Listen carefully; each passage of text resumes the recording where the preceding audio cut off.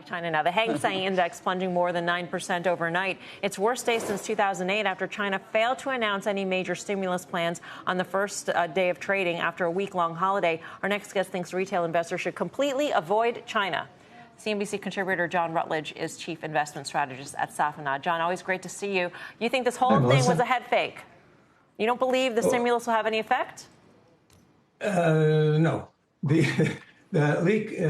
Li Jiang is trying to hit their 5% growth target. They're not going to make it.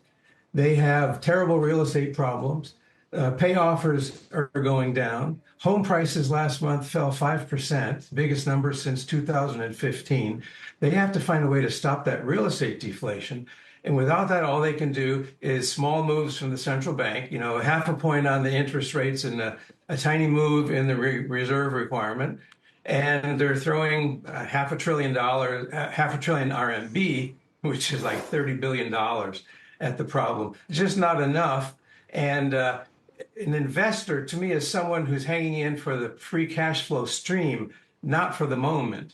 And so that free cash flow stream requires you to own something for more than a year. More than a year means you're only going to get the dividend in the next year. The rest of it, your hopes and prayers. I think that as long as Xi Jinping is running the place, he'll keep teasing investors with bring your money, and then he'll do something to drive them away again. And they're doing that right now.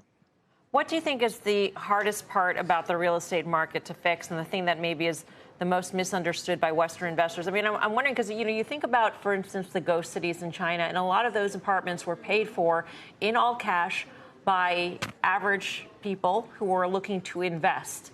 They're empty. Yeah. They're still empty. There's no infrastructure around these apartment complexes. But what can be done to make people feel like that investment has paid off or is gaining in value? I mean, it's just an asset that's sitting out there that can't be liquidated.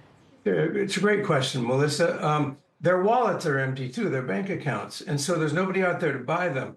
In the announcements they made week before last, the central bank announced they were going to do something to allow first-time home buyers to have a lower down payment, 15%. They were doing something to allow local governments to help people buy houses, first-time home buyers. But those are tiny things in a market that's vastly overbuilt. And those apartments are not going to go away. So when you build an economy based on purely real estate inflation, it takes a long time to unwind it. And during that time, I don't want to own Chinese stocks. Partly because of that, but mostly because Xi Jinping can wake up in a bad attitude one morning and take it all away from you by picking up the phone. That's not a place I want money. So, John, with that backdrop, what are the likelihood of something bad happening with the Philippines, which has been in the news recently, and or Taiwan, which has clearly been in the news for the last 3 years? Well, Guy, Taiwan's the big question. Nobody knows the answer. But Xi Jinping wants to get that done while he's still alive, and he's an old guy, so he doesn't have too long to make it work out. There's discomfort inside the party among the older members of the party for that. And the military is not really very tightly organized at the moment. We can see that from the people that they've pulled out of key positions. So they're not in a spot where they can do that. The Philippines, they can make a lot of trouble there and all over the South China Sea. And there's not much we can do about it because we're stretched between Ukraine and Israel, and we're not paying much attention to what China's doing out there. John, what we saw today also is sort of China's response to increasing tariffs being put on their products around the world. We saw them put retaliatory tariffs on brandy, for instance, out of Europe in response to Europe's taxation of EVs. How far along does this go, and how do you see this playing out next year after the elections? Because either administration looks to have sort of a very tough view on China. Absolutely.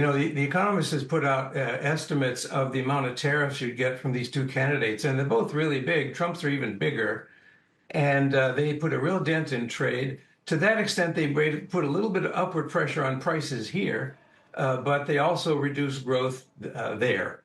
And so I think that tariffs are going to be in the news big between now and November 5th.